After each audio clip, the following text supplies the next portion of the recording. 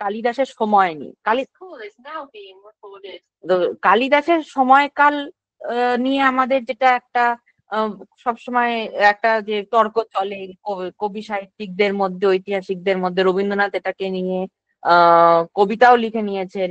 তো সেই সেই যে কালিদাসের আহ সময়কাল, এটা নিয়ে এখনো অব্দি আসলে যত আমরা দেখি, আমরা বাংলাতেই যদি দেখি, বাংলা সময়কাল যে আমাদের কৃত্তিবাসের সময় বা আমাদের চর্যাপদের সময় বা আমাদের মধ্যযুগের কোনো সাহিত্যিক, তখন তো এত ভালোভাবে ডায়েরি মেনটেন করে কেউ প্রিন্টেড ফর্মে এত তারিখে আমি লিখছি, এটা পাবলিশ, এত সেকেন্ড পাবলিশিং, এত এরম করে লেখা হতো না। তো তখনকার সেই স্বাভাবিক নিয়মে সেই কালটা সম্পর্কে আমরা আহ ঠিক মতন কালটা ধরতে পারি না। তো কালিদাসেরও এরকম কাল নিয়ে একটু আমাদের সমস্যা আছে, যে তিনি আসলে কত সালে কত দিন পর্যন্ত বেঁচে ছিলেন বা কোন সময় তিনি সাহিত্যগুলি রচনা করেছেন।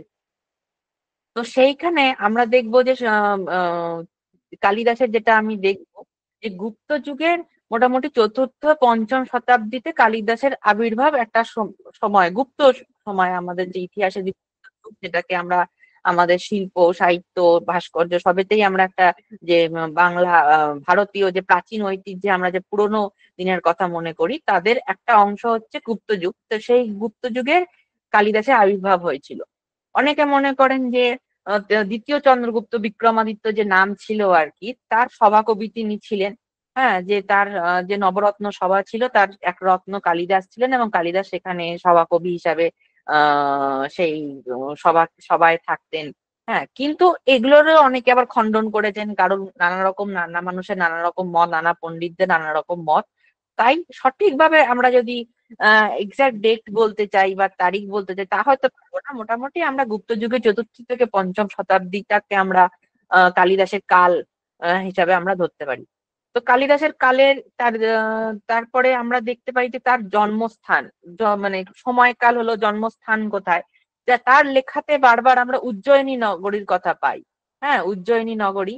তো উজ্জয়িনী নগরী এখনো যে ভারতবর্ষের আছে, যে মধ্যভাগে যে উজ্জয়িনী নগরী এখনো বিখ্যাত, সেই উজ্জয়িনী নগরীর কথা বারবার এসেছে। তো হয়তো তার সেইখানেই তার জন্ম এবং বাসস্থান, এরকম একটা পণ্ডিতরা মনে করেছেন, বা আমরা সাহিত্যিক ইতিহাসকাররা, সংস্কৃত সাহিত্যের যারা ইতিহাস, তারা মনে করেন যে এখানেই আছে।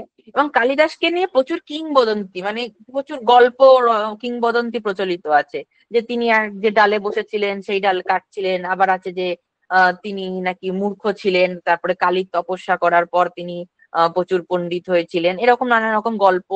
হ্যাঁ, তার জন্ম নিয়ে, তার সময়কাল, রাজসভার বিক্রমাদিত্যের সঙ্গে তার সম্পর্ক, রাজসভায় থাকা নিয়ে, এগুলো নিয়ে প্রচুর তার গল্প গাথা, কিছু কিংবদন্তি এগুলো আছে। এগুলোকে আমাদের একটু দেখতে হবে যে কিরম কিরম আছে। হয়তো এখান থেকে সরাসরি কোনো প্রশ্ন এভাবে উত্তর আসবে না, কিন্তু হয়তো কিন্তু আমাদের প্রশ্নগুলো হয়তো একটুখানি দেখে যাওয়াটাই, আমাদের যে নোটস থাকবে বা নোটস আমরা যে বানিয়েছি তার মধ্যেও কিছু কিছু থাকবে, যে এই সম্পর্কে একটু আমাদের প্রাথমিক ধারণা, একজন কবি সাহিত্যিক সম্পর্কে তার একটা প্রাথমিক ধারণা আমরা আহ রাখবো। তারপরে আমরা দেখবো কালিদাসের সাহিত্যকর্ম, কিরম কিরম সাহিত্য তিনি রচনা করেছেন। শেক্সপিয়ারের সঙ্গে কালিদাসের খুব তুলনা করা হয়, যে কালিদাসকে ভারতবর্ষের শেক্সপিয়ার বলা হয়, কিন্তু শেক্সপিয়ারের জন্ম অনেক পরে, এবং তিনি শুধু নাটকই রচনা করেছেন। সেখানে কালিদাস কি রচনা করেছেন? মহাকাব্য, তিনি মহাকাব্য লিখেছেন। হ্যাঁ, তারপরে তিনি গীতিকাব্য লিখেছেন।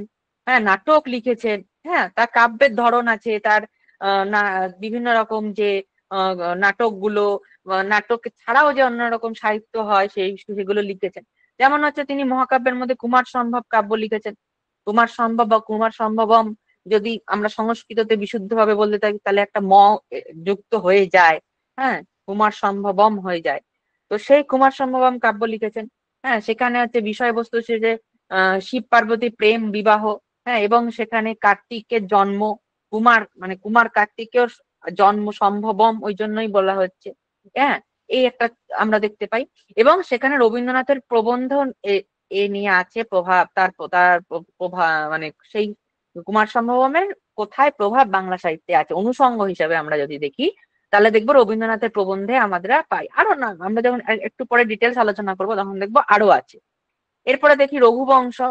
রঘুবংশ হচ্ছে রঘুবংশীয় রাজাদের ইতিহাস। যেমন আমরা জানি যে রাম যে রঘুবংশ রাজা ছিলেন, তাদের যে ইতিহাস একবারে দিলীপ থেকে অগ্নিবর্ণ, মানে শুধু রামচন্দ্র নয়, তাদের আহ তার আগে তার পরে সমস্ত মানুষ যে রাজাদের একটা তিনি ইতিহাসের মতন রচনা করেছেন, ওই জন্য রঘুবংশ রাজাদের ইতিহাস আছে। হ্যাঁ, তারপরে আমরা দেখবো মেঘদূত, মেঘদূতম বা মেঘদূত, আমাদের এটা খুবই চেনা একটা কাব্য।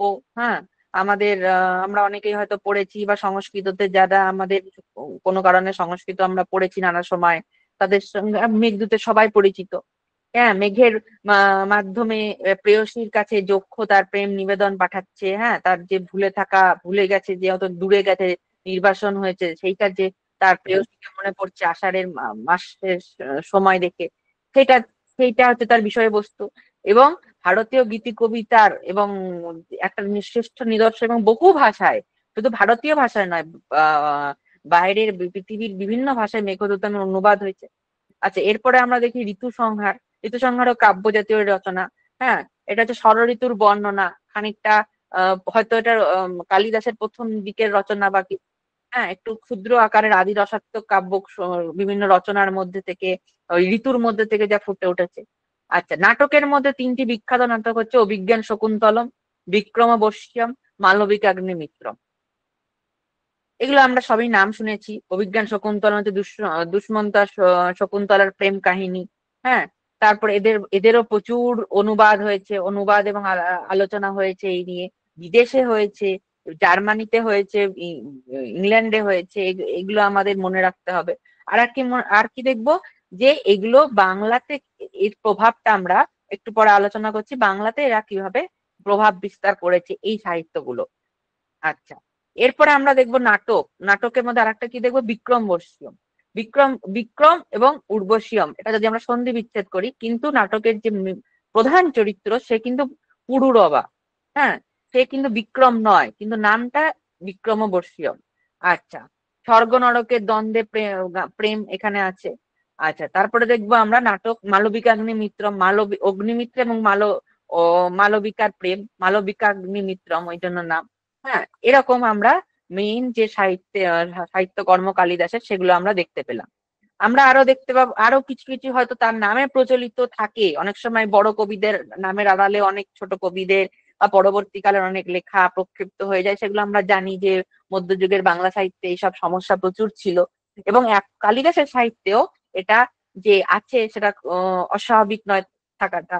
হ্যাঁ, ওই জন্য আমরা দেখছি কি কি এছাড়াও আমরা লিখেছি যে এছাড়াও কালিদাসের নামে অনেক লেখা হয়তো আমরা আহ আছে বলে বিভিন্ন জায়গায় প্রচলিত, কিন্তু সবগুলো যে কালিদাসেরই লেখা সেটা নয়, মেইন যে লেখাগুলো সেগুলো হচ্ছে এই কটাই। হ্যাঁ, এগুলো নিয়ে আমরা মূলত অনুবাদ এবং অনুষঙ্গ অংশটা আলোচনা করব। আমরা প্রথমে চলে যাব অভিজ্ঞান শকুন্তলম নাটকে। হ্যাঁ, এখানে যেমন উৎস আমরা কি দেখছি, মহাভারতের আদি পর্ব ও পদ্মপুরাণ। পুরা পৌরাণিক যুগে পুরাণ লেখা হয়েছে, তারপরে তারা সেই সময় মহাভারত লেখা হয়েছে, সেই সব থেকে কাহিনী নিয়ে কালিদাস লিখছেন অভিজ্ঞান শকুন্তলম। মানে রাজা দুষ্যন্ত এবং ঋষি কর্ণের পালিতা কন্যা শকুন্তলার প্রেম। হ্যাঁ, এবং তারপরে বিচ্ছেদ হচ্ছে, তারপরে আবার পুনর্মিলন হচ্ছে, এবং তাদের পুত্র যে জন্ম নিচ্ছে তার নাম ভরত। সেই ভরত থেকেই হচ্ছে ভারতবর্ষ, এবং সেই ভরতের থেকেই হচ্ছে কৌরব এবং পাণ্ডবদের যে বংশবিস্তার হচ্ছে হচ্ছে এইটা হচ্ছে এই ভরত রাজার থেকেই হচ্ছে। হ্যাঁ, এগুলো আমাদের একটু মনে রাখতে হবে। আমাদের আর কি দেখতে হবে, যে কটি অঙ্ক নাটকটার। আমরা তো পুরো টেক্সট এখন পড়ার এখানে নেই টেক্সট, কিন্তু আমাদের অনুষঙ্গগুলো মনে রাখতে হবে, যেগুলো বাংলা সাহিত্যের সঙ্গে এইসবের জিনিসের খুবই জরুরি একটা ব্যাপার থাকে। যে অঙ্ক, 7টি অঙ্ক আছে। 7টি অঙ্ক ছাড়াও এখানে প্রধান চরিত্র আছে দুষ্যন্ত, শকুন্তলা, প্রিয়ম্বদা, অনুসূয়া, বিদূষক, মাধব্য, ভদ্রসেন, কর্ণ, দুর্বাসা, কশ্যপ, মাতলি, মেনকা, মিষ্টকেশী। এগুলো কিছু কিছু আছে হচ্ছে পৌরাণিক চরিত্র, আমরা দেখি কিছু আছে কবির তৈরি চরিত্র। হ্যাঁ, তো এই যেমন আমরা দেখবো যে দুর্বাসা মুনি। হুম, তারপরে আমরা দেখবো মিশ্রকেশী একজন আছে, মেনকা আছে, এমনকি এই যে কর্ণ মুনি, এরা সব পৌরাণিক চরিত্র। আমরা যেরকম মুনি ঋষির কথা পাই সে তাদের ইতিহাস নিয়ে। আচ্ছা, শকুন্তলা নাটকে আর একটি বিশেষ তথ্য হচ্ছে, কত কিছু কিছু আছে, যেমন হচ্ছে শকুন্তলার ঋষি বিশ্বামিত্র শকুন্তলা ঋষি বিশ্বামিত্র এবং অপ্সরা মেনকার কন্যা। জন্মের পর পিতামাতা তাদেরকে পরিত্যাগ করলে তিনি শকুন্তলা ঋষি কর্ণের নির্জন আশ্রমে বেড়ে ওঠে। এটা আমাদের মনে রাখতে হবে অবশ্যই। আমরা কাহিনী জানি, খুবই প্রচলিত কাহিনী শকুন্তলার কাহিনী। আচ্ছা, শকুন পাখি তাদের ছায়ায় আগলে রেখেছিল বলে তার নাম হচ্ছে শকুন্তলা। আচ্ছা, দুর্বাসা মুনির অভিশাপ একটা ঘটনা ঘটছে, ঠিক আছে, এটা আমাদের মনে রাখতে হবে। আচ্ছা, তারপরে হচ্ছে আমরা দেখবো যে অনুবাদ হিসাবে আমরা দেখবো জার্মানির কবি, আমাদের যে বিখ্যাত কবি জার্মানির গেটে, গেটে আমাদের কথা মনে রাখতে হবে যে গেটে এর প্রশংসা করেছিলেন। আমরা টেক্সটের পর আমরা দেখব যে ইয়ে হয়ে গেছে, মানে আমরা অনুষঙ্গ হিসাবে দেখব যে অনুবাদ এবং অনুষঙ্গের যে বিশেষ দিকগুলো, সেগুলো হচ্ছে গেটে, হ্যাঁ, জার্মান কবি গেটের কথা জানবো। আচ্ছা, William Jones, sir William Jones, তিনি প্রথম ইংরাজিতে অনুবাদ করেছিলেন, এই কথাটা আমরা মনে রাখতে হবে। নাম ছিল দ্য ফাটাল রিং বা স্যাকোল্যান্টা। শকুন্তলার খানিকটা একটু হয়তো পরিবর্তন করে স্যাকোল্যান্টা, এটা William Jones, sir William Jones 1790 সালে, মানে বহু বছর আগে ইংরাজিতে এটা অনুবাদ হয়েছিল। ঠিক আছে, তারপর থেকে প্রথমে ইংরেজিতে অনুবাদ হয়, তারপর থেকে ইউরোপের অন্যান্য ভাষাভাষীরা জানতে পারে, সেখান থেকে জার্মান কবি গেটে, যে মহাকবি জার্মানির, তারা জানতে পারে। হ্যাঁ, সেই থেকে কালিদাসের নাম, শকুন্তলার নাম, নাটক, এগুলো সব ইউরোপে ছড়িয়ে পড়তে থাকে। হ্যাঁ, আমরা দেখবো যে আধুনিক কালে রবীন্দ্রনাথ, বঙ্কিমচন্দ্র মধুসূদন কি কিভাবে এসছে, তাদের লেখায় কিভাবে অনুষঙ্গটা এসছে। রবীন্দ্রনাথের হচ্ছে প্রাচীন সাহিত্যতে এসছে শকুন্তলা প্রবন্ধ। হ্যাঁ, শকুন্তলার প্রবন্ধ এসছে। আচ্ছা, বঙ্কিমচন্দ্র তুলনামূলক প্রবন্ধ করেছেন, ঠিক আছে, বঙ্কিমচন্দ্র এক ধরনের তুলনামূলক প্রবন্ধ করেছেন। এছাড়া কপাল কুণ্ডলাতে প্রভাব হয়েছে, কপাল কুণ্ডলার কাহিনীটার সঙ্গে দেখলে আমরা দেখবো যে শকুন্তলার খানিকটা হয়তো মিল আছে। আমরা সব কি মিল পাবো, কিন্তু একটা প্রভাব আছে যে শকুন্তলা একটা বনে জঙ্গলে ঋষি মুনির আশ্রমে বড় হয়ে উঠেছে, সেখানে কপালকুণ্ডলাও সেরকম একটা শহর থেকে দূরে, লোকালয় থেকে দূরে বড় হয়ে সেরকম একটা প্রভাব আমরা যদি দেখতে পাই আছে। আচ্ছা, মধুসূদনের হচ্ছে শকুন্তলা নামে কবিতা আছে। আচ্ছা, তার সঙ্গে পদ্মাবতী বীরাঙ্গনাতেও মধুসূদন খানিকটা প্রভাব বিস্তার, শকুন্তলা প্রভাব বিস্তার করেছে, আমরা দেখতে পাই। আচ্ছা, নাট্য প্রভাব ও চর্চা, হ্যাঁ। আচ্ছা, শকুন্তলা হচ্ছে আন্তর্জাতিকভাবে গেটে, জোন্স এদের সঙ্গে আছে নাট্যচর্চা। আচ্ছা, রবীন্দ্রভারতী বিশ্ববিদ্যালয়ে মঞ্চায়ন করেছিল এক সময়। আচ্ছা, বাংলায় অনুবাদ, বাংলায় অনুবাদ কি দেখবো যে বিদ্যাসাগর গদ্যে অনুবাদ করেছিল, বিখ্যাত। আমরা অনেক ছোটবেলা থেকে বিদ্যাসাগর সম্পর্কে রচনা পড়েছি, বিদ্যাসাগরের সাহিত্য কীর্তি পড়েছি, অনুবাদ কর্ম পড়েছি, তার মধ্যে অবশ্যই অভিজ্ঞান শকুন্তলা বিদ্যাসাগর অনুবাদ করেছিলেন গদ্য ভাষায়, মানে নাটকীয়তা, নাটকের আকৃতি থেকে সরে এসে খানিকটা করেছিলেন। এছাড়া বিশেষ মধ্যে জ্যোতিরিন্দ্রনাথ ঠাকুর করেছিলেন। হ্যাঁ, জ্যোতিরিন্দ্রনাথ ঠাকুর পুরোটাই নাটক অনুবাদ করেছিলেন। হরিপদ চৌধুরী, সত্যনারায়ণ চক্রবর্তী, এরা সংস্কৃত থেকে বাংলায় অনুবাদ করেছেন। আচ্ছা, এছাড়া বিভিন্ন রকম সংস্কার হয়েছে, যেমন পদ্যানুবাদ হয়েছে, শিশু পাঠ্য হিসাবে অনুবাদ হয়েছে নানাভাবে। এছাড়া ছবির আঁকার মধ্যে দেখবো রবি বর্মা প্রচুর ছবি এঁকেছিলেন।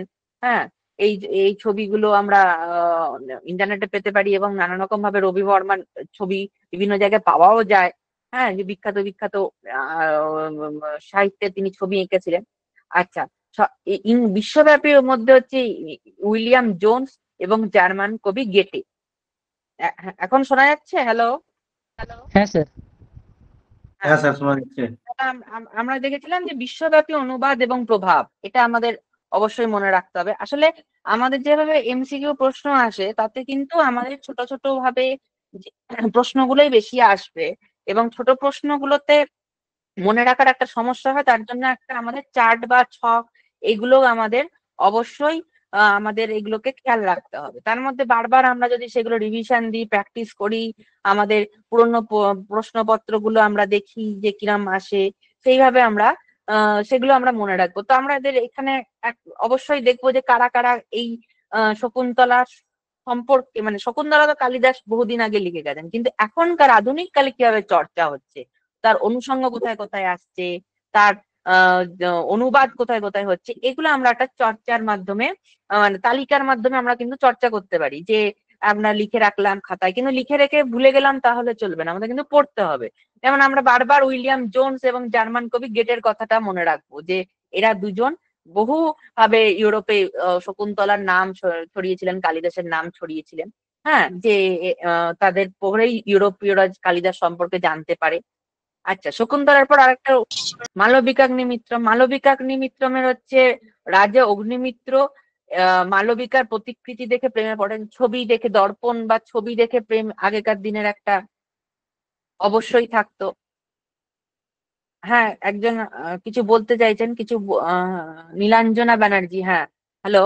আচ্ছা, মালবিকাগ্নিমিত্রমের মধ্যে আমাদের যেটা বিশেষ ভাবে দেখার, সেটা হচ্ছে যে চরিত্রগুলো অবশ্যই মনে রাখতে হবে, কেননা এইগুলোর চরিত্র আমরা একটু হয়তো কম আমাদের আলোচনায় আসে বা চর্চায় আসে, ওই জন্য আমাদের এই চরিত্রগুলো কিন্তু একটু ভালো করে মনে রাখতে হবে। যেমন ধারিণী, গণদা, শরদত্ত, বকুলা, বালিকা, ইরাবতী, মাধব সেন এবং অবশ্যই মালবিকা এবং অগ্নিমিত্র দুজনেই।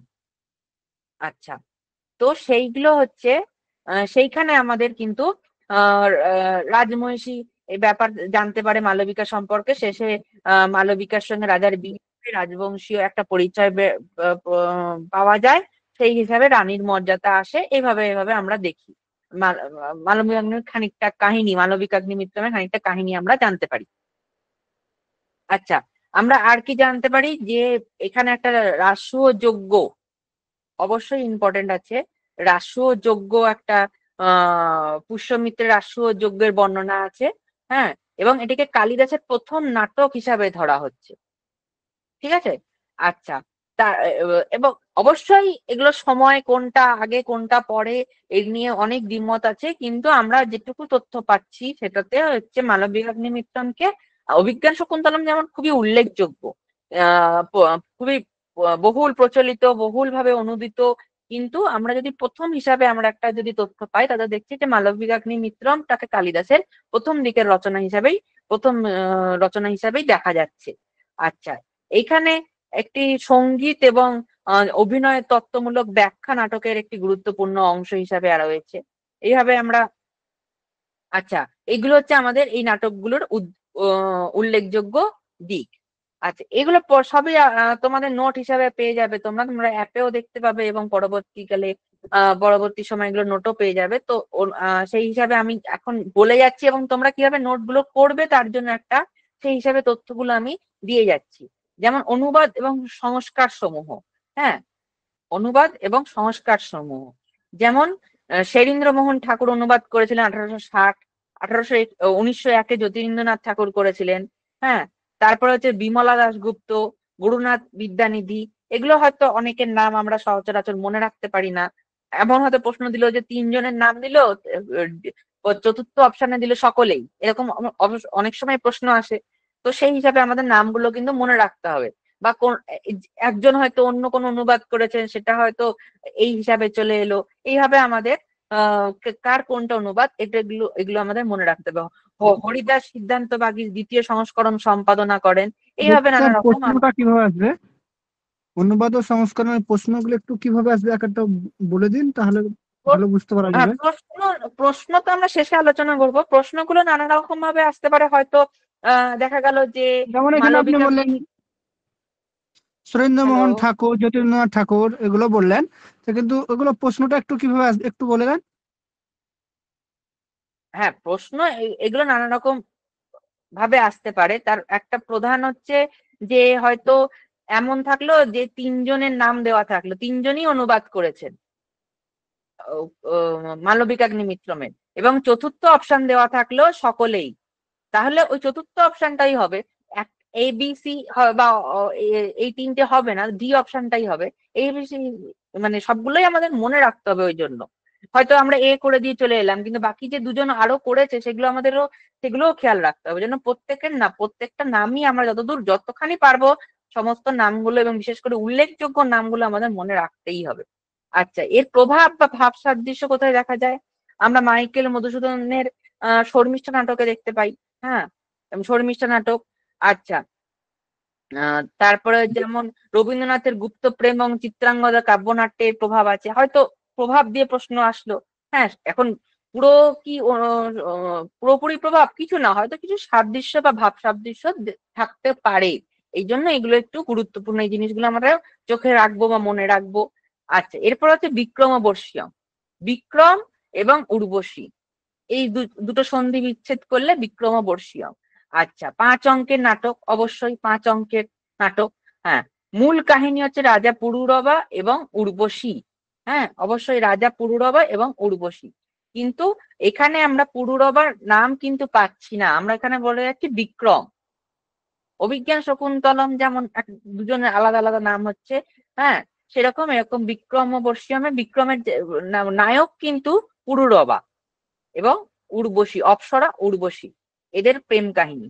এর উৎস কি কি, আমরা যদি মোটামুটি একটু উৎস দেখি, ঋগ্বেদ, মহাভারত, বিষ্ণু পুরাণ, পদ্ম পুরাণ, একই কাহিনী নানাভাবে নানা জায়গায় থাকে পুরোনো দিনের গুলোতে লেখা। সেই হিসাবে আমরা এই নামগুলো দেখবো, মহাভারত, বিষ্ণু পুরাণ, পদ্ম পুরাণ, মৎস্য পুরাণ, ভাগবত, গুণনাট্যের, বৃহৎ কথা, কালিদাসের নিজস্ব কিছু, এছাড়াও এগুলো ছাড়াও কালিদাসের নিজস্ব কিছু সংযোজন আছে। তো আমাদের এই উৎসটা একটু মনে রাখতে হবে যে কোত্থেকে আমরা উৎসগুলো পেতে পারি। হ্যাঁ, আচ্ছা, এখানে চরিত্র কি কি আছে, সূত্রধার আছে, মারিসা আছে, এরা দুজন প্রথমে নাটকের অবতীর্ণ। যেমন পুরোনো দিনের সংস্কৃত যে নাটকগুলো হতো, তাদের যে স্টাইলে যেভাবে নাটকগুলো তৈরি লেখা হতো বা হতো, যে একজন সূত্রধার এসে নাটক শুরু করতেন, সেভাবে সূত্রধার এবং মারিসা তারা দুজন আছে। এছাড়া পুরুরবা, উর্বশী, আয়ু, চিত্রলেখা, এরা আছে। পুরুরবার রানী পত্নী হচ্ছেন ঐশিনরী। হ্যাঁ, এছাড়া এরকম যেমন নারদ আছে, নারদ ঋষি আছে, চিত্ররথ আছে, পল্লব, সত্যবতী, মেনকা, রম্ভা, নিপুণিকা, প্রচুর চরিত্র আছে। এই চরিত্রগুলো আমাদের মোটামুটি একটু খেয়াল রাখতে হবে যে কোন নাটকে কোন চরিত্র এরকম হতে পারে। আচ্ছা, বাংলা অনুবাদ কি কি হয়েছে, রামময় শর্মা 1791 সালে করেছেন। আচ্ছা, তারপরে হচ্ছে কালীপ্রসন্ন সিংহ বিদ্যুৎ সায়নী রঙ্গমঞ্চে মঞ্চায়িত করেছিলেন, তিনি নিজে পুরুরবা চরিত্রটা অবশ্যই ইম্পর্টেন্ট 1857-তে। হ্যাঁ, মানে 1857 মানে হচ্ছে সিপাহী বিদ্রোহের সময়। ঠিক আছে, অবশ্যই এটা আমাদের গুরুত্বপূর্ণ, কালীপ্রসন্ন সিংহ। ঠিক আছে, তারপর হচ্ছে শ্রীক্ষেত্র মোহন, গণেন্দ্রনাথ ঠাকুর অনুবাদ করেছেন। আচ্ছা, 1308-এ করেছেন জ্যোতিরিন্দ্রনাথ ঠাকুর, অবশ্যই জ্যোতিরিন্দ্রনাথ ঠাকুর ইম্পর্টেন্ট। জ্যোতিরিন্দ্রনাথ ঠাকুর বহু অনুবাদ করেছেন সংস্কৃত নাটকের। আচ্ছা, 1363-তে খুররাম বলে একজন করেছেন এরকম। আচ্ছা, এই অনুবাদ ছাড়া বিদেশি বিদেশি অনুবাদ কে কে করেছেন, হ্যাঁ, ইবি কাওয়েল করেছেন ইংরাজি। ঠিক আছে, সিএইচ চ্যাভেনে করেছেন ইংরেজিতে, PRR আইআর করেছেন ইংরেজিতে। এছাড়াও ইটালি, সুইডিশ, ডাচ, ফরাসি বহু ভাষায় এগুলো অনুবাদ হয়েছে। কালিদাসের রচনা বহু ভাষায় অনুদিত হয়েছে বিদেশি। আচ্ছা, এছাড়া আমরা দেখবো প্রভাব। আমরা মোটামুটি কি কি দেখবো নাটক মানে যে কোনো রচনার এই অনুবাদ অনুসঙ্গের ক্ষেত্রে, কাহিনী এবং চরিত্র দেখবো, বাংলাতে কোথায় কোথায় অনুবাদ হয়েছে দেখবো, মঞ্চায়নের কি কি বিশেষত্ব আছে দেখবো। আচ্ছা, আমরা দেখবো ইংরাজি এবং বিদেশি ভাষায় কি কি অনুবাদ হয়েছে। এছাড়া আমরা দেখবো অনুবাদ ছাড়া প্রভাব কোথায় কোথায় আছে বা ভাব সাদৃশ্য বা অনুরূপতা কোথায় কোথায় আছে। যেমন হচ্ছে মাইকেল মধুসূদন দত্ত পুরুরবা নিয়ে একটা চতুর্দশপদী কবিতা রচনা করেছেন। হ্যাঁ, মাইকেল মধুসূদন দত্তের যে চতুর্দশ কবিতা আছে তার মধ্যে পুরুরবাকে নিয়ে আছে। রবীন্দ্রনাথ ঠাকুর হচ্ছে চিত্রা কাব্যে উর্বশী কবিতা। ঠিক আছে, তারপরে কল্পনার হচ্ছে প্রকাশ কবিতা। এইরকম এরকম আমরা কিছু প্রভাব দেখতে পারি। ঠিক আছে, তাহলে আমাদের কি হলো, অভিজ্ঞান শকুন্তলম হলো, হ্যাঁ, তারপরে মালবিকাগ্নিমিত্রম হলো, তারপরে বিক্রমবর্ষীয়ম হলো। ঠিক আছে, এরকম আমরা নাটকগুলো সম্পর্কে কালিদাসের আমরা আলোচনা করলাম। এবং এই আলোচনার মধ্যে থেকে যেটা মেন আমাদের উঠে এলো সেটা হচ্ছে কাহিনী চরিত্র দেখতে হবে, বাংলায় কে কে অনুবাদ করেছে সেগুলো আমাদের মনে রাখতে হবে, বিশেষ বিশেষ কোন কোন মানুষ অনুবাদ করেছে, ইংরাজিতে এবং কোন কোন ভাষায় বিশেষত্ব কি আছে অনুবাদের ক্ষেত্রে সেগুলো আমাদের মনে রাখতে হবে, এবং প্রভাব এবং অনুরূপতা এইগুলো আমাদের দেখতে হবে। তাহলে আমরা এই চারটে জায়গা দিয়ে আমরা এই বিষয়গুলোকে আমরা দেখবো, এগুলো আমাদের কিন্তু দৃষ্টিতে রাখতে হবে যে এই চারটে জিনিস। আচ্ছা, এবার আমরা কাব্যতে ঢুকছি। কাব্যতের মধ্যে হচ্ছে মেঘদূতম হচ্ছে বিখ্যাত এবং কাব্য। হ্যাঁ, মেঘদূতম হচ্ছে, আমরা যদি দেখি যে যক্ষ রামগিরি পর্বতে নির্বাসিত, সে আষাঢ়ের প্রথম মেঘ দেখে সেই মেঘে মেঘের মাধ্যমে সে তার প্রিয়ার কাছে, যক্ষ প্রিয়ার কাছে তার নিজের কথা পাঠাতে চাইছে, মানে মেঘকে সে বার্তা করতে চাইছে, দূত করতে চাইছে, ওই জন্য এর নাম মেঘদূতম। ঠিক আছে। তো সেই জন্য আষাঢ়ের প্রথম মেঘ একটা খুব গুরুত্বপূর্ণ জিনিস। হ্যাঁ, সেইখান থেকে সে বিরোহী বিরোহী যক্ষ সে সেই বার্তা পাঠাতে চাইছে। আচ্ছা, তারপরে কি হচ্ছে, এছাড়া হচ্ছে কি কি আছে, অলকা নগরী এবং প্রেয়সী বর্ণনা আছে। অলকা নগরী সম্ভবত আমরা বারবার বলেছি যে উজ্জয়িনী নগরীর কথা এসছে কালিদাসের রচনায়, সেই হচ্ছে অলকা নগরী, হয়তো সেরকমই একটা উজ্জয়িনীর কেই কল্পনা করে তিনি লিখেছেন। আচ্ছা, যক্ষের প্রেম, হ্যাঁ, বেদনা, স্মৃতিচারণ সবই এই বার্তাতে রয়েছে, তা মনে পড়ছে, স্মৃতিও আসছে। আমরা মেঘদূতমের অনেক কাহিনী অনেক জায়গায় শুনেছি এবং অনেকবার আমরা এগুলো শুনেছি। আচ্ছা, নামকরণ, হ্যাঁ, জ্যোতিভূষণ চাকির মতে, হ্যাঁ, নামকরণের ক্ষেত্রে কি বাল্মীকি রামায়ণের একটা শ্লোককে এখানে উল্লেখ করা হয়েছে, যে এই রামায়ণের থেকে হয়তো, এই শ্লোক থেকে হয়তো যে তথ্য মানে একটা উৎস পেয়েছিলেন কালিদাস, তিনি লিখেছেন। এবং কালিদাস সম্পর্কে যেটা লেখা আছে, ঈশ্বরচন্দ্র বিদ্যাসাগর মন্তব্য করেছেন যে সংস্কৃত ভাষায় যত খণ্ডকাব্য আছে এগুলো হচ্ছে খণ্ডকাব্য, এগুলো তো বড় কোনো কাব্য না, এটা হচ্ছে খণ্ডকাব্য। তাই এর মধ্যে সব থেকে উৎকৃষ্ট হচ্ছে মেঘদূত। অবশ্যই এটা সবাই এই কথা বলে। ঈশ্বরচন্দ্র বিদ্যাসাগর হচ্ছে সংস্কৃত ভাষার সাহিত্য ইতিহাস রচনা করেছিলেন, আমরা জানি। তো সেইখানে তিনি সেই বিষয় করতে গিয়ে এই মন্তব্যটা করেছিলেন। আচ্ছা, এবার আমরা অন্যান্য সাহিত্যিকদের মধ্যে মেঘদূতের প্রভাব, যা আমাদের প্যাটার্ন, যেভাবে আমরা এই এই টপিক গুলো এটা পড়বো সেগুলো আমরা দেখব। আচ্ছা, অবশ্যই মাইকেল মধুসূদন দত্ত, যিনি, যার কাছে সংস্কৃত সাহিত্য একটা খুব গুরুত্বপূর্ণ দিক ছিল, সেখানে মাইকেল মধুসূদন দত্ত মেঘদূত নিয়ে চতুর্দশপদী কবিতা লিখেছেন। ঠিক আছে। তারপরে ব্রজাঙ্গনা কাব্যে কিছু কবিতায় মেঘদূতের প্রভাব রয়েছে। ধৈ লিখেছিলেন পবনদূত, তিরূপ গোস্বামী হংসদূত। হ্যাঁ, এগুলো পরবর্তীকালে পবনদূত, হংসদূত এরকম দূত হিসাবে যারা যেতে পারে এরকম একটা কবি কল্পনায় তাদেরকে নিয়ে নানা রকম কাব্য রচনা হয়েছে। কিন্তু কোনোটাই কালিদাসের মতন অত উৎকৃষ্ট হয়নি, সেগুলো তাই জন্য একে অনুরূপ বলা হচ্ছে, সমপর্যায়ে হয়তো থাকছে না। আর আধুনিক কালে কবিরা হয়তো সেই পুরোনো দিনের কবিতার প্রভাবে আধুনিক কালে সেইখান থেকে লিখছেন, যেমন দেবেন্দ্রনাথ সেন লিখেছেন মন্দাক্রান্তা ছন্দে 13টি শ্লোকের অনুবাদ করেছিলেন অপূর্ব মেঘদূত। হ্যাঁ, এটা কিন্তু অনুবাদ করেছেন। এছাড়া আমরা জানি সত্যেন্দ্রনাথ দত্ত যক্ষের নিবেদন বলে অনুবাদ করেছেন, এবং সেটাও মন্দাক্রান্তা ছন্দে অনুবাদ হয়েছে। হ্যাঁ, পিঙ্গল বিহ্বল ব্যতীত নবতল কৈক কৈক মেঘ উদয় হও, এই যে প্রথম লাইন হিসাবে তিনি যে উঁচু নিচু করে করেছিলেন, সেটাও একটা গুরুত্বপূর্ণ। সত্যেন্দ্রনাথ দত্ত অবশ্যই মনে রাখতে হবে আমাদের। বিদেশি অনুবাদ, বিদেশি অনুবাদের মধ্যে আমরা অবশ্যই দেখবো হোরেস হেমান উইলসন। ঠিক আছে, হোরেস উইলসন করেছেন Meghdoot of Meghdoot or cloud messenger, অবশ্যই ক্লাউড মেসেঞ্জার, কেননা মেঘের মাধ্যমে যাচ্ছে। হ্যাঁ,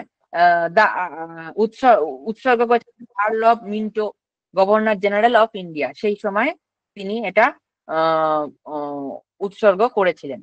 আচ্ছা, এটা হচ্ছে গ্রন্থ সত্ত্ব কোথায় আছে, এগুলো একটু আমাদের খেয়াল রাখতে হবে। রবীন্দ্রনাথের সঙ্গে মেঘদূতের সম্পর্ক, রবীন্দ্রনাথ অবশ্যই রবীন্দ্রনাথ এবং মেঘদূতের সম্পর্ক আমরা বজায় রাখবো। হ্যাঁ, দেখবো কি কি আছে। রবীন্দ্রনাথ মেঘদূত অবলম্বনে কবিতা লিখেছেন, মেঘদূত নাম দিয়ে কবিতা লিখেছেন। প্রাচীন সাহিত্য প্রবন্ধে মেঘদূত নিয়ে একটি প্রবন্ধ আছে। ঠিক আছে। বর্ষামঙ্গল ও মেঘদূত কাব্যের ভাব সাদৃশ্য বিদ্যমান, বর্ষামঙ্গল কল্পনা কাব্যের। হ্যাঁ, আচ্ছা, পুনশ্চ কাব্যের বিচ্ছেদ কবিতায় মেঘদূত কাব্যের প্রসঙ্গ এসছে। বিচিত্রা আছে। হ্যাঁ, বিচিত্রা প্রবন্ধে আছে নববর্ষা মেঘদূতের উল্লেখ। চৈতালিতে আছে, শেষ সপ্তক আছে, নবজাতক আছে। চিত্রা কাব্যের জ্যোৎস্না রাত্রে আছে। হ্যাঁ, এরকম হচ্ছে বহু কবিতায় কিন্তু মেঘদূতের প্রভাব রবীন্দ্রনাথের ক্ষেত্রে দেখা যায়। আমাদের এগুলোকে কিন্তু খেয়াল রাখতে হবে যে কার কোন কবিতায় কার কার আছে। অবশ্যই রবীন্দ্রনাথ, মধুসূদন দত্ত, আমাদের বঙ্কিমচন্দ্র, এগুলো তো এদেরকে তো রাখতেই হবে। এছাড়া বিশেষ বিশেষ ক্ষেত্রে, এই ক্ষেত্রে আমরা যেমন দেখবো হচ্ছে দেবেন্দ্রনাথ সেন, সত্যেন্দ্রনাথ দত্ত, জার্মান কবি শিলার, হ্যাঁ, ইংরাজি উইলসন, এদের কথা আমরা রাখবো। এইভাবে আমাদের ইয়ে করতে দেখতে হবে। এরপরে আছে কাব্য, আরেকটি কাব্য কালিদাসের বিখ্যাত সম্ভব, কুমার সম্ভবের হচ্ছে শিব তারকাসুর বধ বধ করতে হবে, এটা কাহিনী যেটা আছে, তারকাসুর বধ করতে হবে, তাই জন্য শিব পার্বতীর পুত্র রূপে কার্তিকের জন্ম করাতে হবে, হতে হবে। তো এটা হচ্ছে তারকাসুর বধের জন্য শিব পার্বতীর পুত্র রূপে কার্তিকের জন্ম, এটাই হচ্ছে কাহিনী, মূল কাহিনী। হ্যাঁ, তো সেইখানে কাহিনীতে কোথায় কোথায় পাওয়া গেছে এই কাহিনীর উৎস? মহাভারত, মৎস্য পুরাণ, ব্রহ্ম পুরাণ, কালিকা পুরাণ ইত্যাদিতে এগুলো আছে। হ্যাঁ, এছাড়াও বিভিন্ন রকম বন পর্বে এটা বিশদ ব্যাখ্যা আছে মহাভারতে, এগুলো আমরা দেখবো। মহাভারতের বন পর্বে কাহিনীটির বিশদ ব্যাখ্যা, হ্যাঁ, আছে। আচ্ছা, তারপরে হচ্ছে অনুশাসন পর্ব, শল্য পর্ব। তাহলে আমরা যখন চার্ট করবো তখন মহাভারত লিখবো, মহাভারতের সঙ্গে সঙ্গে ছোট হিসাবে বা আমরা দেখবো যে ছোট পাঠ হিসাবে যে মহাভারত লিখলাম, তার তলায় হয়তো আমাদের যে অনুষঙ্গ যেগুলো আছে আর কি, মহাভারতে কোথায় কোথায় আছে সেগুলো লিখে রাখলাম। আমাদের অবশ্যই এগুলোকে লিখে রাখলেই আমাদের কিন্তু মনে থাকবে, নয়তো আমরা বারবার আমরা যত পড়বো আরো তথ্য আসবে, আরো আমাদের কিন্তু ভুলে যাবার প্রবণতাটা বাড়বে। আচ্ছা, স্বর্গ কথা, 17টি স্বর্গ আছে। হ্যাঁ, কেউ বলেন 22টি, কিন্তু মোটামুটি 17টি স্বর্গটাই 17টি স্বর্গই কালিদাসের লেখা, এই হিসাবে একটা মত চলে। হ্যাঁ, আবার অনেকে বলেছেন 8টি স্বর্গ বা 7টি স্বর্গ লেখা, তা বাকিগুলো অন্য কেউ লিখেছেন, প্রক্ষিপ্ত হয়েছে পরবর্তীকালে কেউ লিখেছেন। অতএব এইগুলো একটু দ্বন্দ্ব আছে, কিন্তু আমরা দেখবো যে কালিদাসের হয়তো দেখা গেল যে 7টি বা 8টি স্বর্গ ও আছে, এবং পরবর্তীকালে হয়তো কেউ অন্য কোনো ভাবে যুক্ত হয়ে গেল, তাহলে এগুলো রাখবো। আচ্ছা, এর বাংলা অনুবাদ করেন কৃষ্ণকমল ভট্টাচার্য। হ্যাঁ, এটা একটু বাংলা অনুবাদের ক্ষেত্রে মনে রাখার বিষয় যে কৃষ্ণকমল ভট্টাচার্য কুমার সম্ভবের অনুবাদ করেন। হ্যাঁ, এছাড়াও আমরা দেখবো শক্তি চট্টোপাধ্যায়, রঙ্গলাল বন্দ্যোপাধ্যায়, হরিমোহন কর্মকার, প্যারীমোহন সেনগুপ্ত, হ্যাঁ, এই টিকাকার, মল্লীনাথ এবং অরুণগিরি, এরা হচ্ছে টিকাকার। হ্যাঁ, এগুলো আমাদের মনে রাখতে হবে। নাট্যরূপ কে কে দিয়েছিলেন? হ্যাঁ, গিরিশচন্দ্র চূড়ামণি, ললিত মোহন কর, হরিভূষণ ভট্টাচার্য নাট্যরূপ দিয়েছেন। আচ্ছা, এগুলো তো আমাদের। তো আচ্ছা, রবীন্দ্রনাথের ক্ষেত্রে আমরা কি কি দেখবো? কার কার রবীন্দ্রনাথের ক্ষেত্রে কার কার ইয়ে আছে, প্রভাব, বা রবীন্দ্রনাথের লেখায় আসলে কার কার মানে কুমার সম্ভবের কি কি প্রভাব আছে? চৈতালি আছে, চৈতালির কবিতায় রয়েছে। তারপরে আছে প্রাচীন সাহিত্য, প্রাচীন সাহিত্য হচ্ছে কুমার সম্ভব, শকুন্তলা প্রবন্ধ, মনে রাখার বিষয়। চিত্রাঙ্গদায় হচ্ছে ভাগবতীর প্রভাব আছে, সোনার প্রতীক্ষা কবিতা, চিত্রার বিজয়িনী, কল্পনা কাব্যের মদন ভস্যের পরে, উৎসর্গ হচ্ছে মরণ কবিতা, ইত্যাদি ইত্যাদি অনেক কবিতা আছে যেগুলো আমাদের মনে রাখার বিষয়। বলাকার হচ্ছে, বলাকা কবিতায় আছে, দুই নারী কবিতায়। হ্যাঁ, এইগুলো হচ্ছে বিষয়। আচ্ছা, রঘুবংশম এরপরে। রঘুবংশমের হচ্ছে কাহিনী হচ্ছে রাজা দিলীপ থেকে একদম রঘুবংশের শেষ রাজা অগ্নিবর্ণ, এদের সমস্ত একটা ইতিহাস মোটামুটি। উম এগুলো একটা পরপর একটা কাহিনী তিনি রচনা করেছেন, রাজাদের জীবন কাহিনী। ঠিক আছে, তো সেই হাত থেকে রঘুবংশের কাহিনী থেকে রঘুবংশম। রঘুবংশমের প্রথমে হচ্ছে 19টি স্বর্গ বিভক্ত। কাহিনীর ক্ষেত্রে যদি দেখি, রঘু রাজাদের বংশের গল্প। হ্যাঁ, দিলীপের থেকে কাহিনীর সূচনা। তারপরে হচ্ছে দশরথ, রাম, কুশ রাজাদের কাহিনী পরপর গেছে। হ্যাঁ, তারপরে এসছে হচ্ছে অগ্নিবর্ণ। ঠিক আছে, এবং এই রাজাদের এর মধ্যে কিছু কিছু আছে হচ্ছে বিখ্যাত জিনিস, যেগুলো বিশেষত্ব জিনিস হচ্ছে কপাল কুণ্ডলায় প্রভাব দেখা যাচ্ছে। হ্যাঁ, ছন্দ, রবীন্দ্রনাথের ছন্দ বইতে উল্লেখ আছে। ঐতিহাসিক প্রেক্ষাপটের মধ্যে হচ্ছে গুপ্ত যুগের বিস্তার। মনে করা হয় যে রঘুবংশ লেখার সময় যেভাবে রঘু বংশের রাজারা যে যুদ্ধগুলো করেছিলেন, হ্যাঁ, বিভিন্ন রকম বিভিন্ন জায়গায়, ভারতবর্ষের বিভিন্ন জায়গায় গিয়ে যুদ্ধ করেছেন, পূর্ব, পশ্চিম, উত্তর, দক্ষিণ, সেগুলো সম্ভবত গুপ্ত রাজারা যে যে যে যুদ্ধগুলো করেছিলেন, সেই যুদ্ধের সঙ্গে হয়তো কবি মিল রেখে লিখেছেন, কেননা তিনি গুপ্ত যুগের কবি ছিলেন। আচ্ছা, হুন আক্রমণের কিছু ছবি থাকতে পারে, যে শত্রু আক্রমণ করছে, সেই সময়ের ইতিহাসে হয়েছিল। সাহিত্যিকরা এবং ঐতিহাসিকরা এইসব মিল খুঁজে পেয়েছেন। আচ্ছা, রঘুবংশের হচ্ছে চারটি যে আমরা দিক দেখছি, তার মধ্যে হচ্ছে রাজাদের ইতিবৃত্ত। শুরুর রাজা হচ্ছে দিলীপ, শেষ রাজা হচ্ছে অগ্নিবর্ণ। হ্যাঁ, তো তারপরে তাদের বংশ ধ্বংস হয়ে যাচ্ছে। আচ্ছা, তারপরে বাংলা অনুবাদ ও ব্যাখ্যাকারীর মধ্যে হচ্ছে নবীন চন্দ্র দাস, চন্দ্রকান্ত তর্কভূষণ, হরিমোহন রায়, নরেশচন্দ্র বেদান্ত তীর্থ, শিবচন্দ্র ভট্টাচার্য, এগুলো আছে। ঘটনাবলী এবং চরিত্রাবলী আছে দিলীপ। দিলীপের ছেলে রঘু, রঘুর ছেলে অজ, অজের ছেলে দশরথ, দশরথের থেকে রাম, রাম থেকে কুশ, কুশের পর আরো অনেক যাওয়ার পর অগ্নিবর্ণ। হ্যাঁ, কিন্তু আমাদের যে বিশেষ বিশেষ দিকগুলো সেগুলো মনে রাখতে হবে। যেমন দিলীপের পুত্র দিগ্বিজয়, তার নাম হচ্ছে রঘু, এই রঘু থেকেই রঘু বংশ হচ্ছে। রঘুর পুত্র হচ্ছে অজ, অজ, অজের অজ হচ্ছে ইন্দুমতির সঙ্গে বিয়ে হচ্ছে, এবং ইন্দুমতির পর ইন্দুমতি মারা যাওয়ায় অজের বিলাপ, এটা একটা গুরুত্বপূর্ণ দিক আছে। হ্যাঁ, তো এই হিসাবে আমরা এগুলোকে মনে রাখবো। আচ্ছা, এরপর হচ্ছে নাট্যরূপ, নাট্যরূপ ও সাহিত্যের প্রভাব। হ্যাঁ, যেমন হচ্ছে অজবিলাপ কপালকুণ্ডলার ক্ষেত্রে দেখা যাচ্ছে, বঙ্কিমচন্দ্রের ক্ষেত্রে রঘুবংশের শ্লোক ব্যবহৃত হচ্ছে। অজবিলাপ হচ্ছে শিবচন্দ্র অনুবাদ করছেন কবিতা হিসাবে। হরিমোহন রায় হচ্ছে ইন্দুমতি অংশটা নাটক করছেন। হ্যাঁ, হয়তো পুরো অংশটা নিয়ে করছেন না, কিছু কিছু অংশ নিয়ে কেউ কিছু সাহিত্য রচনা করছেন বা নাটক রচনা করছেন। হ্যাঁ, তারপর কৃত্তিবাসী রামায়ণে কিছু প্রভাব দেখতে পাওয়া যায়, কেননা অবশ্যই রাম কাহিনী এখানে আছে, তাই জন্য ওই কাহিনীর প্রভাব হচ্ছে। এরপর হচ্ছে ঋতু সংহার। ঋতু সংহারে হচ্ছে ছোট রকমের এক ধরনের কাব্য, যেটি হয়তো কালিদাসের হচ্ছে হয়তো যখন তিনি পরিণত হননি সেই বয়সে রচনা। হ্যাঁ, ক্ষুদ্রাকার আদি রসাত্মক কাব্য, 6টি ঋতু আছে এবং প্রত্যেক ঋতু একটি অধ্যায়, একটি ঋতুকে নিয়ে বর্ণনা। 6 ঋতুতে 6 অধ্যায়, গ্রীষ্মকাল দিয়ে শুরু, অনুষ্টুপ ছন্দে রচিত। হ্যাঁ, যেমন হচ্ছে সংস্কৃত ভাষা 6টি অধ্যায়, 6 ঋতুর বর্ণনা অনুষ্টুপ ছন্দ। বাংলায় অনুবাদ হচ্ছে মদন গোপাল গোস্বামী, যশোদানন্দন সরকার, গণপতি সরকার, অসিত কুমার হালদার, রঙ্গলাল বন্দ্যোপাধ্যায়। এক্ষেত্রে রঙ্গলাল বন্দ্যোপাধ্যায়, মদন গোপাল গোস্বামী নামগুলো খুবই গুরুত্বপূর্ণ। ইংরেজিতে রঞ্জিত পণ্ডিত ইত্যাদি। রবীন্দ্রনাথ কোথায় কোথায় চৈতালি খনিকার বিভিন্ন কাব্যের প্রভাব রয়েছে। উল্লেখযোগ্য সমালোচনা অরবিন্দের কালিদাস গ্রন্থে রয়েছে। হ্যাঁ, বাংলা সংস্করণ সম্পাদনা উইলিয়াম জোন্স ইত্যাদি। যে তথ্য, এগুলো আমাদের প্রচুর তথ্য মনে রাখতে হবে, কিন্তু আমাদের একটাই, যে বিভিন্ন রকম আমরা যদি পড়ি বারবার এই জিনিসগুলো, হ্যাঁ, এইগুলো যদি আমরা পড়ি তাহলে আমরা এগুলো নিয়ে আমরা কিন্তু আহ আহ, দেখতে পাবো। ঠিক আছে। আচ্ছা, এখানে আমরা যেমন প্রশ্ন কিভাবে আসতে পারে যদি আমরা দেখি, অভিজ্ঞান শতকোণ নাটকের শকুন্তলার নামকরণের কারণ কি? খ। অপশন হ্যাঁ, খ। অবশ্যই। হ্যাঁ, খ। আচ্ছা, খ। হ্যাঁ, মেঘদূত কাব্যে যক্ষ কাকে বার্তা পাঠাতে বলেছিলেন? অলকাপুরীতে প্রেয়সীর গ কাছে। গ। গ গ হ্যাঁ, হ্যাঁ, গ। গ। এরকম হয়তো আমাদের প্রশ্ন আসবে, আরেকটু হয়তো প্র্যাকটিস করলে আর একটু আমরা আরো পারবো, এবং একটু হয়তো জটিলও আসতে পারে।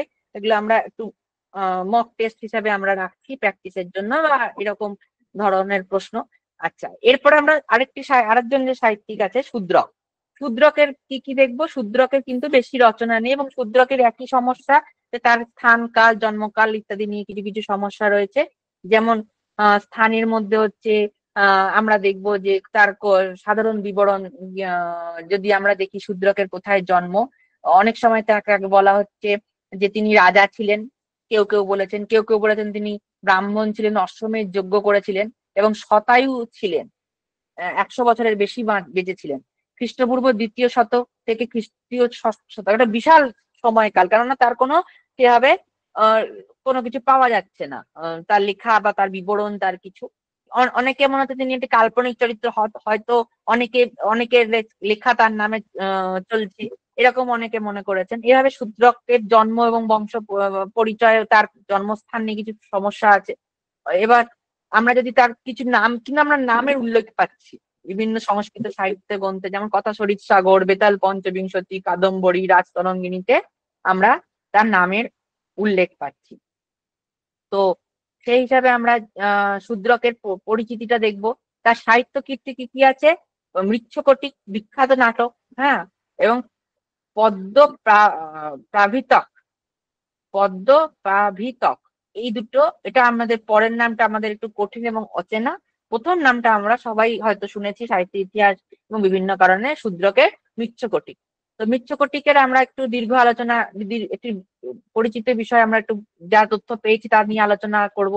মৃচ্ছকটিকে আমরা জানি অর্থ কি। মৃচ্ছকটিক মানে হচ্ছে ছোট শকট বা গাড়ি মাটি দিয়ে তৈরি, মানে খেলনা গাড়ি বা মাটি দিয়ে তৈরি, এইভাবে এটাকে মৃচ্ছকটিক আমরা বলি।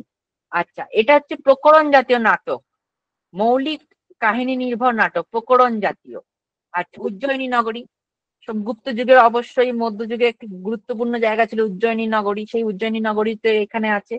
ভাসের ভাস বলে সাহিত্যিক ছিলেন, তার চারুদত্ত নাটকের তিনি চারুদত্ত নামে একটি নাটক লিখেছিলেন শূদ্রকের আগে।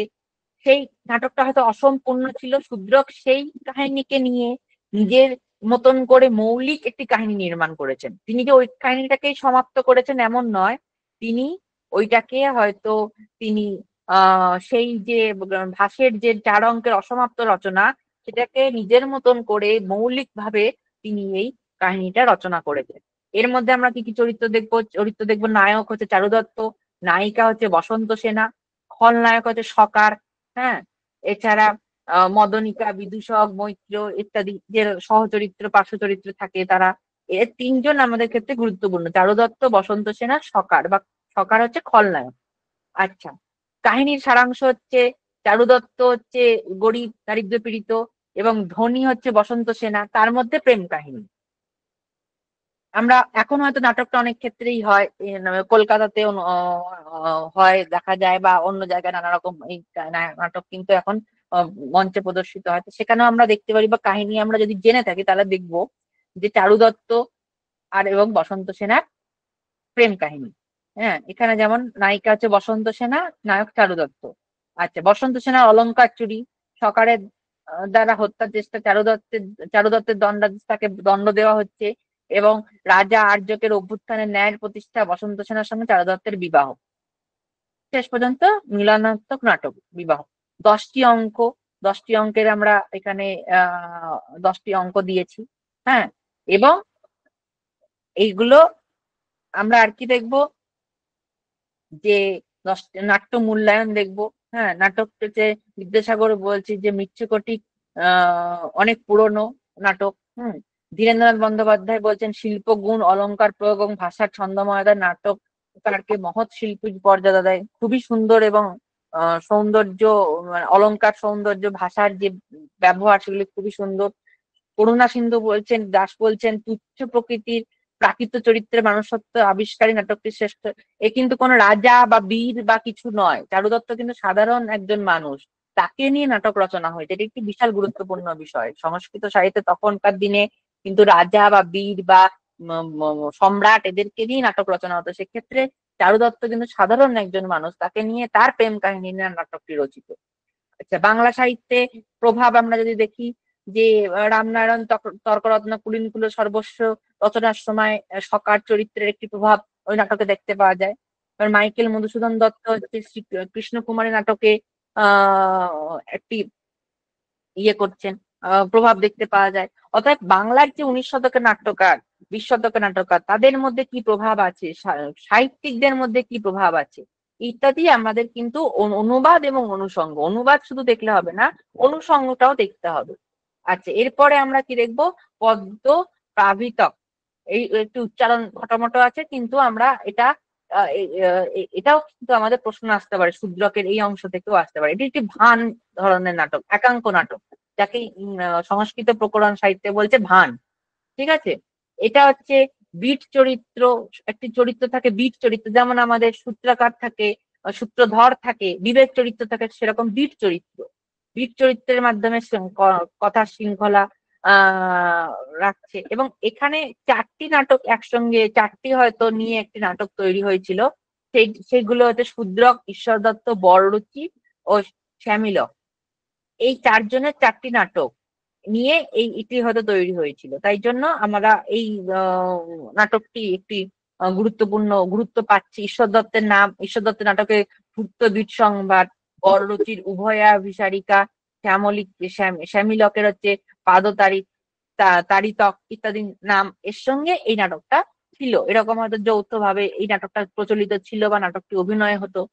আচ্ছা, কাহিনী হচ্ছে সেখানেও উজ্জয়িনী নগরী, হ্যাঁ, বসন্ত ঋতুর সৌন্দর্য বর্ণনা দিয়ে তৈরি। বীর চরিত্রের বর্ণনায় প্রকাশ পায় দেবসেনা নামে এক কিশোরীর প্রতি প্রেমিক কর্ণীপুত্রের অনুরাগ। এটি একটি ছোট অল্প করে যে কাহিনী আমরা পাচ্ছি, এটাতে এই অংশটা কাহিনী।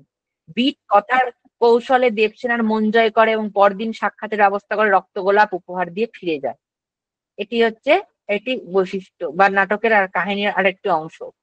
আচ্ছা, ভাষা শৈলীর মধ্যে আমরা দেখবো বক্রোক্তির খুব ব্যবহার, অলংকারের মধ্যে আমরা বক্রোক্তি জানি, হ্যাঁ, সেই বক্রোক্তির ব্যবহার খুব বেশি অলংকারে। এবং সংস্কৃত সাহিত্য থেকেই এই বক্রোক্তি, এই যা আমাদের অলংকার এসছে, শ্লেষ বক্রোক্তি সবই বাংলাতে সংস্কৃত থেকে এসে সেই বক্রোক্তির একটি সুন্দর এবং খুবই মানে কবিদের ক্ষেত্রে কটু ব্যবহার আর কি, আমরা যদি বলি সেই বক্রোক্তির ব্যবহার। নারী প্রকৃতির রূপক চিত্রণ, হ্যাঁ, নারী প্রকৃতিকে তিনি চিত্রণ হিসাবে মানে প্রকৃতির সঙ্গে নারীর দেখানো হয়েছে, হ্যাঁ। তো এই হিসাবে আমরা এই শূদ্রকের কাহিনী আমরা হয়তো সাহিত্যের ইতিহাস অনেক কম আছে, হ্যাঁ, কিন্তু আমাদের কালিদাস একটি গুরুত্বপূর্ণ বিষয়। কালিদাসের মধ্যে সকলের কালিদাস এবং আমাদের মধ্যযুগ থেকে আধুনিক যুগ সমস্ত যুগ ধরে কালিদাসের প্রভাব আছে বাংলা সাহিত্যে, অতএব অনুবাদ অনুসন্ধানের ক্ষেত্রে কালিদাস একটি গুরুত্বপূর্ণ বিষয়। শূদ্রকের ক্ষেত্রে আমরা দেখছি শূদ্রকের মৃচ্ছকটিক কিন্তু এখনো অভিনয় হয় অনেক অনেক ক্ষেত্রে, কলকাতায় বা অন্যান্য জায়গায় মঞ্চে অভিনয় হয়, কালিদাসের নাটকে অভিনয় হচ্ছে। অতএব বাংলায় এর প্রভাব আছে, অনুষঙ্গ আছে, বর্তমান অনুবাদ অনেক হয়েছে, ইংরেজিতে অনুবাদ হয়েছে, শূদ্রকের হয়তো কম হয়েছে, কিন্তু কালিদাসের অনুবাদ ইংরেজিতে প্রচুর হয়েছে। সেই অনুবাদগুলো আমরা কি কি হয়েছে কি হয়েছে আমরা যে পিডিএফ বানাবো সেখানে তোমরা পাবে, সেখানে দেখবে যে প্রচুর অনুবাদ অনুষঙ্গ আছে, তাদের তালিকা আছে। সেই তালিকাগুলো তোমরা কিন্তু মনে রাখতে হবে এবং সেই জন্য প্র্যাকটিস জরুরি। এবং কালকে আমরা দেখবো, কালকে আমাদের যে রুটিনে যে প্র্যাকটিস টাস্ক দেওয়া আছে সেখানে কিন্তু আমাদের প্র্যাকটিস স্যার টাস্ক দেওয়া আছে। হ্যাঁ স্যার আমার একটা কোয়েশ্চেন আছে। হ্যাঁ, বলো বলো। বলছি আমরা লাস্ট যে মাদ্রাসা এসএলএসটি দিয়েছিলাম হ্যাঁ 2024-এ, সেখানে হ্যাঁ একটা কোয়েশ্চেন ছিল রহস্যেন কোন গ্রন্থের চরিত্র। তো মানে আরেকবার প্রশ্নটা। রহস্যেন বা রহস্যেনা কোন হ্যাঁ গ্রন্থের চরিত্র, মানে কোয়েশ্চেনটা আছে রহস্যেন কোন চরিত্র। তো 4টা অপশন আমাদের অলরেডি আচ্ছা, ছিল। তো হ্যাঁ কি কি ছিল? তো আমি যেটা অ্যান্সার করেছি বা অ্যান্সার আমি খুঁজে পরে বের করেছিলাম, মিলিয়েছিলাম, তো সেটা অ্যান্সারটা এই শূদ্রকের হুম, মৃচ্ছকটিকম ছিল, মৃচ্ছকটিকম। তো এই চরিত্র মানে এই মানে হ্যাঁ হতেই পারে। ক্যারেক্টারিস্টিকটা, আমরা হ্যাঁ দুটো কোশ্চেন ছিল শূদ্রক থেকে, একটা হ্যাঁ বসন্ত সেনাও ছিল, সেটাও করেছিলাম, আর রোহ হুম হুম, সেনটাও ছিল। তো রোহ সেনাটা এখানে নেই, তো তাই আমি আবার জিজ্ঞেস করলাম। আচ্ছা। না এইখান এই নাটকগুলো দেখে সংস্কৃত নাটকের চরিত্র কিন্তু প্রচুর থাকে, হ্যাঁ। হ্যাঁ, বসন্ত হ্যাঁ, সেনাও ছিল চারু দত্তের পুত্র, ওটা বসন্ত সেনার সঙ্গে নয়, ওটা চারু দত্তের সঙ্গে যে আরেকটা পত্নী ছিল তার পুত্র ছিল হ্যাঁ রোহসেন। হ্যাঁ হ্যাঁ তারই পুত্র ছিল, হ্যাঁ, কিন্তু তো অ্যান্সারটা ওই সেইখানে এবার মৃচ্ছকটিকমই হবে। হ্যাঁ, তো বসন্ত সেনা তো সেইখানে আমরা নায়িকা। এখানে যে বসন্ত সেনা এখানে নায়িকা এবং হ্যাঁ খলনায়ক এই তিনজন প্রধান, এদের নিয়ে কিন্তু নাট্যদ্বন্দ্ব নাটক হ্যাঁ হ্যাঁ এগিয়েছে। এবং কিন্তু ওই বাকি যে কোয়েশ্চেনটা আমার, চরিত্রগুলো এই যে বিদূষক, মদনিকা, সর্বিলক, সংবাহক, এরা কিন্তু পার্শ্ব চরিত্র, সেই হিসাবে ও পার্শ্ব চরিত্র, কিন্তু পার্শ্ব চরিত্র থেকেও প্রশ্ন আসতে পারে এবং হ্যাঁ, সেইগুলো কিন্তু তখন আমরা সেটা যখন ক্লিয়ার হয়নি, তো তাই কোয়েশ্চেনটা করলাম। হ্যাঁ হ্যাঁ হ্যাঁ হ্যাঁ, তো সেইখানে আমাদের এগুলো দেখতে হবে যে দেখো একটা যে নাটক হবে, টেক্সট হবে, এগুলোতে তো প্রচুর তথ্য ভিত্তিক। আমাদের হয়তো না একটা তথ্য হলো আমরা পিডিএফ বানালাম, আরো আপডেট হলো, হ্যাঁ, আরো প্রশ্ন হ্যাঁ প্রিভিয়াস স্যার, ইয়ার এই কোশ্চেন এই দেখে আমরা স্যার স্যার স্যার একটু বলবো, বলছি স্যার এই নাটক বা কাব্যর ক্ষেত্রে যখন আমাদের এই এই কয়েকটা জিনিস মানে কয়েকটা কাব্য বা কয়েকটা নাটকের মধ্যে থাকবে, তখন যদি ধরুন কে কার স্ত্রী, কে কার সন্তান, কে কার বাবা মা, এইগুলো যদি একটা ছকের মধ্যে থাকতো তাহলে আমাদের আরেকটু সুবিধা হতো স্যার। মানে জাস্ট আমি এটা বললাম, এবার এটা আপনাদের চিন্তা হ্যাঁ ভাবনা। হ্যাঁ হ্যাঁ হ্যাঁ হ্যাঁ, তো সেইগুলো আমরা যেগুলো আমরা পিডিএফ বানাচ্ছি তার মধ্যে এই ছোট চরিত্র, অপ্রধান চরিত্র, পার্শ্ব চরিত্র সবই এরকম আমরা রাখবো, রেখে এটাকে আমরা একটা ফর্মে আনবো। তো এই এখন কিন্তু মনে রাখার বিষয় হচ্ছে এগুলো কিন্তু মানে যেগুলো মেইন চরিত্র সেগুলো অবশ্যই থাকবে, পাশাপাশি এগুলোকে রাখা অবশ্যই হবে।